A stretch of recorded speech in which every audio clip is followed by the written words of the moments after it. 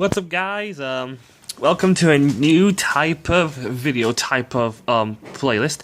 It's called Top 5s. Now, I know a lot of people doing top 5, top 10s, top 11s. Nostalgic Critic, gotta say that one. But anyway, I'm just doing it because I feel like it. I was gonna start with top 5 My Little Pony stuff, but I thought I do quite a bit of My Little Pony stuff, so yeah, I might do top 5 My Little Pony stuff tomorrow. But today we are doing top 5 disappointing boss battles. You know those games that are like, this game is so fucking awesome. Then you get to a boss battle. It's like, seriously, this is what they have to offer in terms of a boss battle. Granted, some other boss battles are cool, but then when you see one of them, it's like, oh, this almost killed the game. And these 5 are going to show now. Now I'm just putting a picture of Raiden here because, you know, Metal Gear Solid Rising Revengeance is fucking awesome, even though people think, oh, it's so boring, it doesn't have stealth in it. Metal Gear is all about stealth. Who gives a shit? Raiden is not a stealthy person.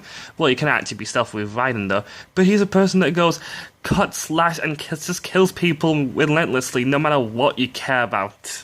No matter what you care about. If it's Solid Snake, obviously it's going to be stealthy. I mean, he doesn't have the high frequency blade. 2, he can't survive massive damage like Raiden can. And 3, he doesn't have Jack the Ripper mode. So basically, he's outclassed. If those 2 were to fight in a death battle, Raiden wouldn't be flinching. I mean, yes, Solid Snake is very good at finding people's weaknesses. But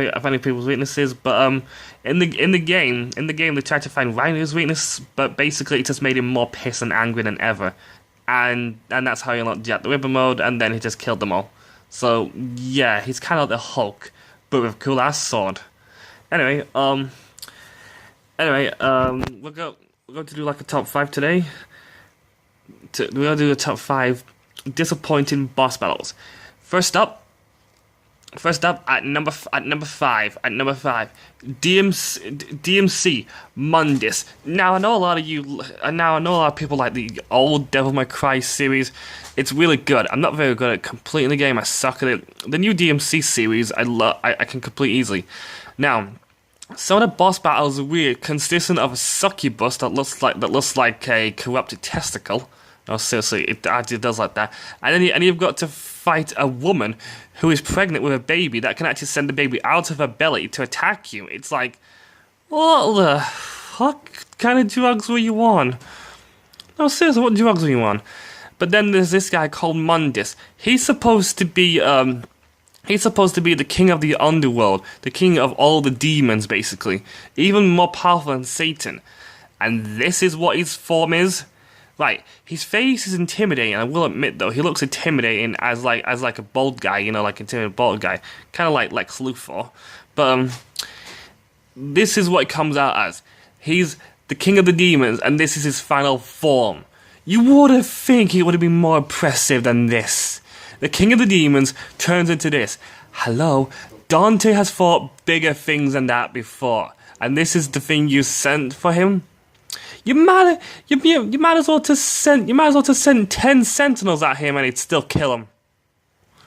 Are you that stupid? Granted, the game was kind of good and the story was quite good, but this boss was completely disappointing. At number 5.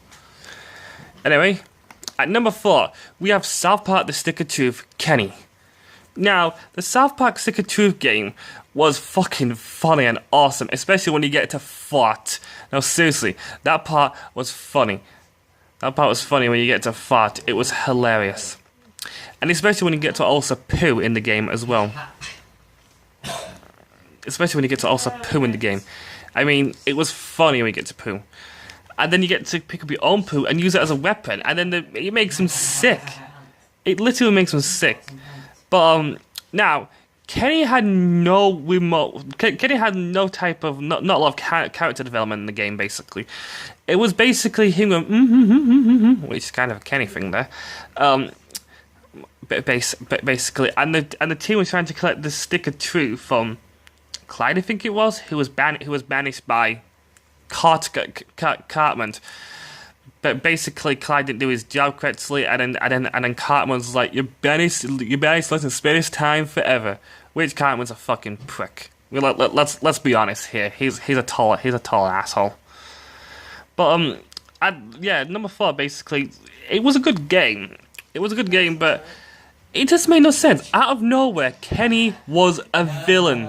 He even drank the like Nazi zombie juice to turn into Nazi zombie Princess Kenny. It was like, okay, yeah. I mean, one of the bosses where you get to fight Nazi zombie chef, that black chef guy. Now that was hilarious though, because you know he's dead, and Clyde brought him back to life. That was a good death battle. I mean, not a good death battle, but like a good boss battle. But this one, no, I think you should have stopped at the chef part, or better yet, fight that military leader. That would be so cool. But no, Kenny. I mean, not disputing the Princess Kenny. He's a good character in South Park, but it was just a terrible boss. Just a terrible boss. Thirdly, at number 3, Metal Gear Solid: Rising Revengeance, Blade Wolf. Now, like I said, Metal Gear game is fucking awesome. It's a great game. But this guy just did not need a boss battle. He did not need one. I know before you say, oh, but he becomes a good guy later on. Yes, after you destroy him, he gets built into a good guy. So there was really no fucking point. Hell, you could just even destroy any Blade Wolf you want, make him into a good robot. It's pretty much stupid, basically. He did not need a health bar. That's all I can say. He did not need a health bar. He was done in 3 minutes. Most of the fights, with Mistral, she took about 10 minutes to kill. The guy with throwing shurikens. He was annoying. He took longest as well. And then you got the guy with the pincers. He took long.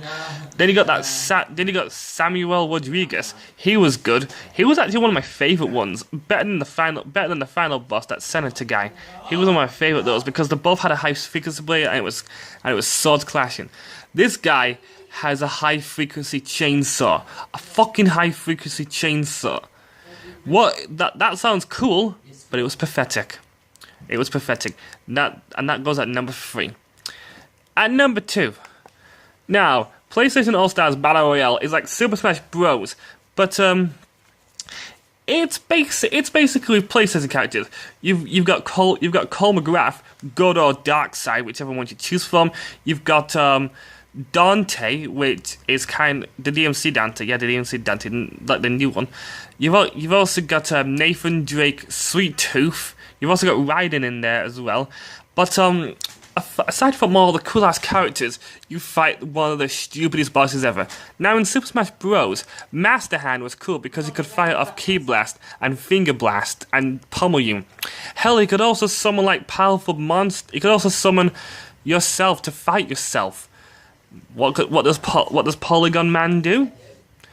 Spit seeds at you. He literally spits seeds at you and hits you with a headbutt.